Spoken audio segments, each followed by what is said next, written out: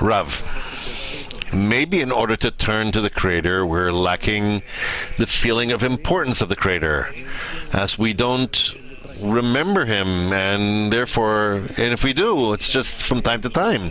We don't really feel like He's on top of us, pressuring us, waiting, expecting.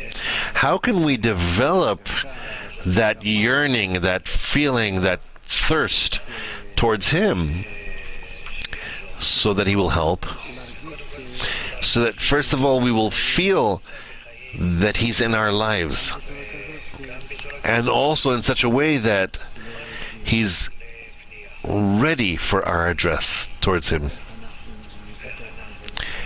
How can we develop such an attitude? The greatness of the Creator. How is that possible? This keeps us from praying, and we really need to understand that only the appeal as a prayer will help us, will save us. Please, how do we attain the greatness of the Creator?